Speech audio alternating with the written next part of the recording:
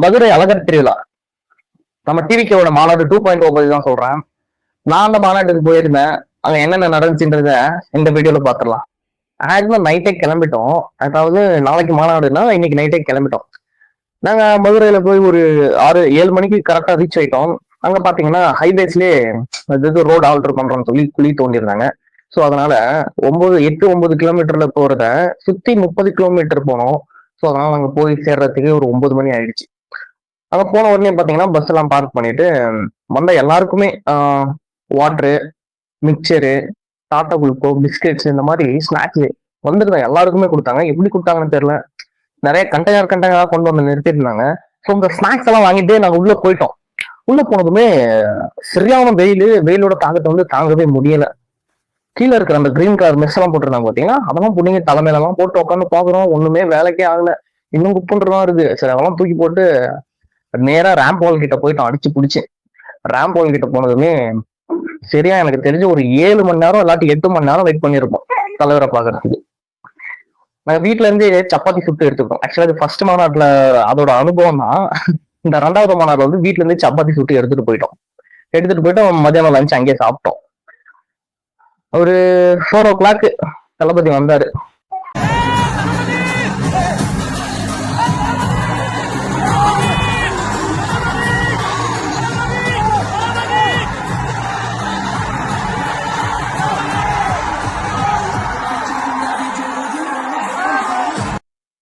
அதுக்கப்புறம் தளபதி வந்ததுமே சூரியன் மாதிரி ஆரம்பிச்சிருச்சு கொஞ்சம். ஐ மீன் சூரியனை வந்து கிளவுட்ஸ் எல்லாம் சுத்திருச்சுன்னு சொல்ல வரேன், வேற எதுவும் சொல்லல. அவங்க சோர்ந்து போய் உட்காந்துருந்தவங்களுக்கெல்லாம் அண்ணனோட ஸ்பீச் சும்மா அப்படி ஃபயரா இருந்துச்சு. எல்லாருக்கும் பூஸ்ட் பம்ப்ஸ் ஆயிடுச்சு. அவரோட ஸ்பீச்சை பத்தி சில அரசியல் அபூர்வங்கள் வந்து விமர்சிக்கிறாங்க.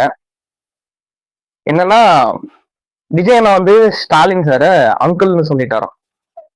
ஒரு 40 வருஷமா ஃபீல்ட்ல இருக்கிறவரை இது அங்கிள்னு சொல்லி விமர்சிக்கிறாரு.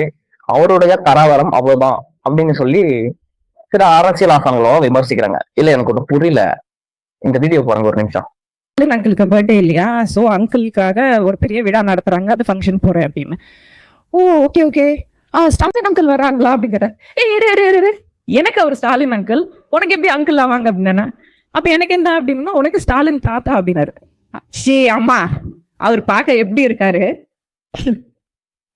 அவருக்கு ஒரு நரமுடி கூட கிடையாது. எவ்வளவு ஸ்லிம்மா எவ்வளவு ட்ரிம்மா இருக்காரு, எவ்வளவு பிரிஸ்கா இருக்காரு, எப்படி நடக்கிறாரு, எப்படி ஓடுறாரு, எல்லா இடத்துக்கும் எவ்வளவு சூப்பரா அங்கிள் பேசுறாங்க. நான் தாத்தான்லாம் அவரை கூப்பிட மாட்டேன். என்னங்களாடி, ஒரு பொட்டபுள் அங்கிள்னு சொன்னா அக்செப்ட் பண்ணிக்கிறீங்க, அதே ஒரு ஆம்பளை அங்கிள்னு சொன்னா அவாய்ட் பண்றீங்க ஏன் அப்படின்னு பால்வேக்கோட தொண்டர்கள் வந்து கேக்குறாங்க. நான் கேட்கல, நான் யாருக்கும் எதிரானவங்க கிடையாது, நான் பொதுவா பேசிட்டு இருக்கேன் அப்படின்னு ஒரு நியாயமான கொஸ்டினை முன் வைக்கிறாங்க. தெரிஞ்சு இது ஒரு நியாயமான கேள்வின்னு தான் நினைக்கிறேன். அது மட்டும் இல்ல, அவரு தெளிவா சொல்லியிருக்காரு, இந்த போட்டியை வந்து ஒரு 2 பேருக்கு இடையில தான் நடக்க போகுது 2026 அப்படின்னு சொல்லியிருக்காரு. இதுக்கு நடுவுல இந்த பாவைக்கோட தொண்டர்கள் வந்து இன்னொன்னு சொல்றாங்க, போட்டியிலே இல்லாதவங்க வந்து கத்திட்டு இருக்காங்க சும்மா வேஸ்டா அப்படின்னு சொல்றாங்க. அவங்க யாரு சொல்றாங்க என்னன்னு எனக்கு தெரியாது. உங்களுக்கு தெரிஞ்ச கீழே இருக்கிற கமெண்ட் பாக்ஸ்ல கமெண்ட் பண்ணி விட்டுருங்க.